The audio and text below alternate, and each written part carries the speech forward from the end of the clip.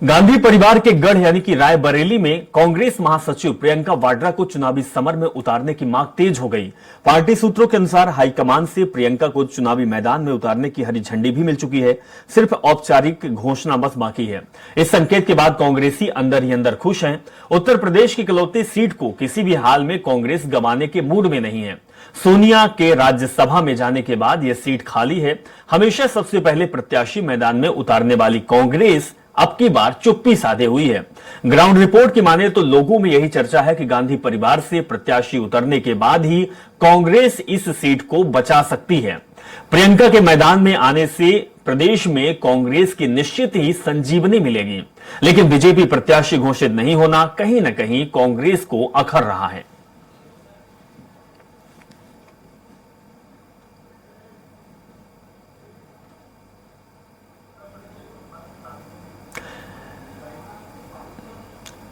UP संपादक राघवेंद्र त्रिपाठी जी हमारे साथ जुड़ चुके हैं। उनके पास चलेंगे और जानेंगे कि क्या जमीनी हकीकत है। त्रिपाठी जी, जिस तरीके से रायबरेली और अमेठी का जिक्र जब आता था तो कांग्रेस पार्टी का गढ़ माना जाता था। अमेठी हाथ से निकल गई, लेकिन रायबरेली को लेकर कश्मकश अभी जारी है। क्या कुछ समझ में आ रहा है कि कांग्रेस पार्टी किसको मैदान पर उतारेगी और लोगों की रायबरेली की क्या मांग है इस बार? देखिए अभिषेक जी, चुनाव पूरे परवान पे है इस समय और रायबरेली अमेठी पे सबकी नजरें लगी हुई हैं। क्योंकि उत्तर प्रदेश गांधी परिवार का गढ़ रहा। किसी जमाने में पंडित जवाहरलाल नेहरू जी फूलपुर से चुनाव लड़ते थे, जो उत्तर प्रदेश की एक लोकसभा सीट है। प्रयागराज से भी चुनाव लड़ चुके हैं। अब उत्तर प्रदेश की रायबरेली और अमेठी सीट गांधी परिवार की सीट मानी जाती है। लेकिन 2019 के चुनाव में राहुल गांधी जी अमेठी से चुनाव हार गए थे। उसके बाद से धीरे धीरे माहौल बदला और एक संदेश जनता में चला गया कि शायद गांधी परिवार का अमेठी और रायबरेली से मोह भंग हो चुका है। चूंकि सोनिया गांधी जी राजस्थान से राज्यसभा चली गई हैं, इसलिए माना जा रहा कि अब गांधी परिवार से अगर कोई व्यक्ति चुनाव लड़ेगा तभी अमेठी और रायबरेली में कांग्रेस मुकाबले में खड़ी हो पाएगी। चूंकि भारतीय जनता पार्टी बहुत तैयारी कर रही इन दोनों सीटों को जीतने के लिए। अमेठी 2019 में जीत चुकी है, लेकिन रायबरेली अभी भाजपा के लिए अवैध थी। अवैध किले को भेदने के लिए भाजपा लगातार प्रयास कर रहे और यह कोशिश में है कि पहले कांग्रेस का प्रत्याशी डिक्लेयर हो, उसके बाद भारतीय जनता पार्टी अपने पत्ते खोलेगी। जिला कांग्रेस कमेटी रायबरेली ने 3 प्रस्ताव अब तक केंद्रीय नेतृत्व को भेजे हैं, जिसमें सर्वसम्मत से मांग की गई है कि राहुल गांधी या प्रियंका गांधी में से किसी को रायबरेली चुनाव लड़ाया जाए। उत्तर प्रदेश कांग्रेस कमेटी ने भी प्रस्ताव बनाकर केंद्रीय नेतृत्व को भेजा है, जिसमें मांग किया है कि अगर प्रियंका गांधी या राहुल गांधी अमेठी से चुनाव लड़ते हैं तो उत्तर प्रदेश में कांग्रेस के पक्ष में एक माहौल बनेगा और जो हमारी परंपरागत सीट है रायबरेली, उसको जीतने में हम कामयाब हो जाएंगे। अब देखना होगा कि इन दोनों के जो गुजारिश की गई है, जो प्रस्ताव गए हैं, उस पर केंद्रीय नेतृत्व क्या निर्णय लेता है। लेकिन इतना जरूर है, कल वायनाड के दौरे पे थी प्रियंका। ये कहा गया है कि प्रियंका आप लोग तैयारी करिए, प्रियंका गांधी चुनाव लड़ सकती हैं। इसको लेकर कांग्रेस में उत्साह है और जाहिर सी बात है कि प्रियंका बड़ा नाम है और प्रियंका के आने के बाद निश्चित तौर के आसपास की जो सीटें हैं कांग्रेस जिस पे लड़ना चाहती है उस पे भी एक बल मिलेगा। रायबरेली एक ऐसी सीट है जहां पे भारतीय जनता पार्टी लाख कोशिश करने के बाद भी अभी तक वहां जीत नहीं पाई है और उसकी भी कोशिश है कि इस बार इस सीट को जीता जाए। अब कांग्रेस के सामने चुनौती है कि इस सीट को कैसे बचाई जाए। अगर प्रियंका गांधी मैदान में आती है तो तय मानिए कि मुकाबला कड़ा होगा। अमेठी में अगर राहुल गांधी वायनाड के अलावा अमेठी से भी चुनाव लड़ते हैं तो वहां भी कांटे का मुकाबला हो सकता है और यही कोशिश है कांग्रेस कार्यकर्ताओं की, कांग्रेस के बड़े नेताओं की, कि किसी तरह से वॉक ओवर न दिया जाए, यह संदेश न जाए कि कांग्रेस के लोग डर के नाते रायबरेली अमेठी में चुनाव नहीं लड़ रहे हैं। और यही वजह है कि प्रियंका गांधी को मनाने की कोशिश हो गई है, कोशिश लगातार की जा रही है और प्रियंका गांधी ने सहमति व्यक्त की है। लेकिन अंतिम निर्णय केंद्रीय चुनाव कमेटी को लेना है। सोनिया गांधी, राहुल गांधी, प्रियंका गांधी को बैठना है एक साथ और तय करना है कि क्या रायबरेली प्रियंका गांधी के लिए मुफीद है। बदले परिदृश्य में जो सर्वे कराया गया था, अभी पिछले दिनों सर्वे कराया गया था, जिसमें मामला 50-50 का था। 50% था जीत सकती है, 50% था हार भी सकती है। अब ऐसे में कांग्रेस नेतृत्व प्रियंका गांधी को लेकर क्या रिस्क लेगा। प्रियंका गांधी पहली बार चुनाव लड़ती है अमेठी में, अगर भाई दिवे कहीं उनके सर हार का सहारा बनता है तो एक बहुत बड़ी घटना होगी और प्रियंका गांधी को कांग्रेस नेतृत्व नहीं चाहता कि इस तरह की कोई वारदात हो। एक बार फिर कांग्रेस रायबरेली के लोगों का मन टटोलने की कोशिश कर रही है। अगर मुफीद बनता है तो प्रियंका गांधी इस सीट पर चुनाव लड़ सकती हैं। त्रिपाठी जी, एक बात बड़ी चाहे सोशल मीडिया हो या फिर राजनीतिक लोग हैं, बड़ी तेज चल रही है कि एक समय हुआ करता था जब अमेठी और रायबरेली से दो गांधी परिवार के, चाहे वो राजीव गांधी की बात करें चाहे उनके भाई की बात करें, चुनाव लड़ा करते थे। इस बार भी लगता है कि विरासत को आगे बढ़ाने के लिए प्रियंका गांधी और वरुण गांधी आ सकते हैं। क्या ये हकीकत है? क्या जमीनी स्तर पर इस तरीके की बात चल रही है? क्योंकि हमारे दर्शक भी जानना चाहेंगे और आपके माध्यम से वो भी समझ जाएंगे कि क्या वाकई में वरुण गांधी कांग्रेस पार्टी में शामिल होकर अमेठी या फिर रायबरेली से एक उम्मीदवार बन सकते हैं। जी बिल्कुल, राजनीतिक हलकों में लगातार चर्चा तो कि वरुण गांधी का टिकट पीलीभीत से भारतीय जनता पार्टी ने काट दिया है। हालांकि वरुण गांधी ने साफ कहा कि वो अपनी मां का चुनाव प्रचार यानी सुल्तानपुर में मेनका गांधी का प्रचार करेंगे और अब जो पार्टी का निर्णय होगा आगे चल के उसको देखा जाएगा। लेकिन एक सियासी व्यक्ति जब तक सियासत में रहता है तब तक वो कोशिश करता है कि चुनाव जीतकर संसद जाए, विधानसभा जाए। हालांकि कांग्रेस में इसमें दो धड़े हैं।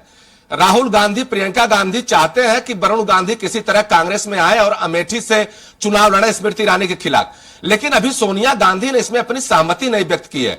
और जिस तरह से सोनिया गांधी और मेनका गांधी में तलवारें खींची थी, एक अनबन की खबरें हमेशा आती रही हैं गांधी परिवार से। अब नहीं लगता कि दोनों में कहीं न कहीं सामंजस्य स्थापित होगा। लेकिन राहुल और प्रियंका की कोशिश है कि वरुण गांधी को तरजीह दिया जाए। हालांकि समाजवादी पार्टी ने भी वरुण गांधी से संपर्क साधा था। उसकी भी कोशिश थी कि वह समाजवादी पार्टी के सिंबल पर पीलीभीत से ही भाग्य आजमाए, लेकिन ऐसा नहीं हो पाया। अब देखना होगा कि वरुण गांधी क्या निर्णय लेते हैं। लेकिन इतना जरूर है कि वरुण गांधी इतना बड़ा निर्णय नहीं ले सकते क्योंकि उनकी मां मेनका गांधी ऑलरेडी भारतीय जनता पार्टी से सुल्तानपुर की प्रत्याशी है। वह प्रचार में भी जुट गए हैं। वरुण गांधी भाजपा का प्रचार कर रहे हैं। उनको राज्यसभा भेजने का आश्वासन भारतीय जनता पार्टी ने दिया हुआ है। अगर वरुण गांधी इस तरह का निर्णय लेते हैं कांग्रेस से चुनाव लड़ने का, तो हो सकता है कि चुनाव में सफलता भी न मिले और भारतीय जनता पार्टी जो राज्यसभा भेजने का आश्वासन दिया उससे भी पीछे हट सकती है। अब देखना होगा कि गांधी परिवार इसको मिल बैठकर कैसे तय करता है। जिस तरीके से वरुण गांधी का नेचर देखा है, उनका जिस तरीके से भाषण, जिस तरीके से वो खुद अपनी ही पार्टी को कहीं ना कहीं कटघरे में खड़े करते हुए दिखाई दिए, प्रधानमंत्री मोदी पर लगातार वो आलोचना करते रहे और आज से नहीं पिछले चुनाव से। इसके बाद जो मुख्यमंत्री योगी आदित्यनाथ है या बीजेपी की सरकार चाहे राज्य में हो या केंद्र में हो, लगातार हमलावर रहे, पार्टी में रहते हुए भी, सांसद रहते हुए भी। क्या ऐसा नहीं लगता कि वरुण गांधी अब लोकसभा चुनाव में कांग्रेस बीजेपी का प्रचार कर पाएंगे? जिस तरीके से आलोचना करते रहे, जिस तरीके से कटघरे में खड़ा करते रहे और जिस तरीके से उनकी बयानबाजी रही है। बिल्कुल, अब से देखिए यही वजह भी है उनका टिकट कटने का। उन्होंने लगातार प्रधानमंत्री मोदी की कई नीतियों का उन्होंने ट्विटर पे, सोशल मीडिया पे और जनसभाओं में विरोध किया है। यूपी की कानून व्यवस्था को लेकर भी उन्होंने कई बार सवाल उठाए। जब बाबा का बुलडोजर चलता था तो उस समय भी कई बार सवाल उठाए हैं। लेकिन अब सवाल यही है कि वह अभी भारतीय जनता पार्टी का प्रचार नहीं कर रहे हैं, एक बेटे की हैसियत से अपनी मां का चुनाव प्रचार सुल्तानपुर में कर रहे हैं। अब देखना होगा, देखिए दूसरा कोई विकल्प भी नहीं बचा है। अगर उत्तर प्रदेश से आपको राजनीति करनी है तो समाजवादी पार्टी भी बहुत मजबूत स्तंभ नहीं बची है, कांग्रेस भी बहुत मजबूत स्तंभ नहीं रह गई है उत्तर प्रदेश में। ले देखिए भारतीय जनता पार्टी, अगर भारतीय जनता पार्टी चाहेगी तभी वरुण गांधी सदन के हिस्से में जा पाएंगे, चाहे लोकसभा हो चाहे राज्यसभा हो। अब देखना होगा वरुण गांधी क्या करते हैं। देखिए मुखर होना अलग बात है और पार्टी की नीतियों के खिलाफ जाना अलग बात है। कई बार राज्य कमेटी ने उनको अल्टीमेटम दिया था, समझाया था कि आप इस तरह मुखर मत होइए, लेकिन वरुण गांधी नहीं माने थे। और यहां तक कि वरुण गांधी समाजवादी पार्टी के खिलाफ भी बोल चुके हैं। जब उत्तर प्रदेश में सपा की सरकार थी उस समय तुष्टीकरण का आरोप लगातार अखिलेश यादव पर भी लगाते रहे हैं। कांग्रेस की नीतियों का भी मुखर विरोध कर चुके हैं। अब देखना होगा कि इस स्थिति में कौन दल इनको गले लगाता है। लेकिन इतना जरूर अभी वरुण गांधी अपने तरफ से बार बार यही कर रहे हैं कि हम किसी दल से चुनाव नहीं लड़ेंगे, भारतीय जनता पार्टी के साथ हैं और अपनी मां मेनका गांधी के चुनाव प्रचार में लगे रहेंगे। अपनी मां को, मेनका गांधी को संसद पहुंचाने में पूरी भूमिका निभाएंगे। सर, आपसे एक चीज और समझना चाहूंगा कि कांग्रेस पार्टी के साथ जो घटक दल हैं, इंडिया गठबंधन बना हुआ है, ये गठबंधन इस बार लोकसभा चुनाव में और खासकर उत्तर प्रदेश की 80 सीटों में कितना मजबूती के साथ है? क्या हकीकत है? जमीनी स्तर पर कितने मजबूत हैं? क्या गठबंधन का असर कांग्रेस पार्टी या अन्य दलों को फायदा मिलेगा या फिर से बीजेपी मार्ग की बाजी निकल जाएगी आगे?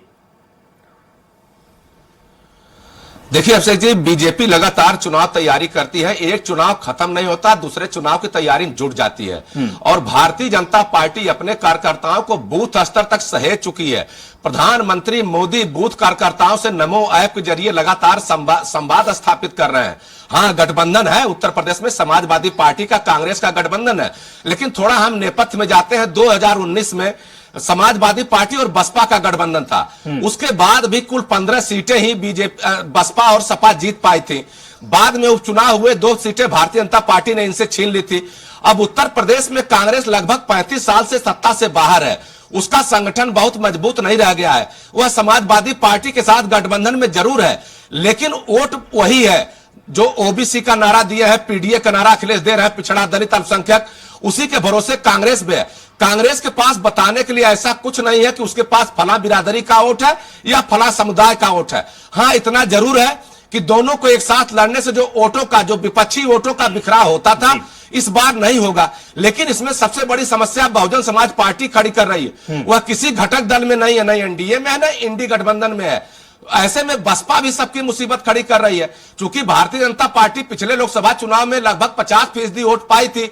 अब उसमें से दोनों गठबंधन मिलकर कितना वोटों में कमी कर पाएंगे, अपने कितने वोट बढ़ा पाएंगे, सबसे बड़ा सवाल यही है। हाँ, इतना जरूर है कि भारतीय जनता पार्टी को एक मंच से घेरने में कांग्रेस और समाजवादी पार्टी मजबूत स्थिति में है, और एक साथ अगर मैदान में जाते हैं तो घेरने में इनको कामयाबी भी मिल सकती है। लेकिन त्रिपाठी जी, एक चीज और समझ में आई कि जिस तरीके से कांग्रेस पार्टी और अन्य दलों ने गठबंधन बनाया, इंडिया गठबंधन, लेकिन समन्वय की कमी रही, जिसके खामियाजा ये है कि आज उत्तर प्रदेश या फिर किसी भी राज्य में तालमेल बन नहीं पा रहा है। इसीलिए शायद ये गठबंधन उतनी मजबूती के साथ नहीं है जिस मजबूती के साथ 27-28 दल इकट्ठा हुए थे। राघवेंद्र जी हमारे साथ आप बने रहिए, फिर से आपसे संवाद करते हैं और किसी जानकारी लेते हैं।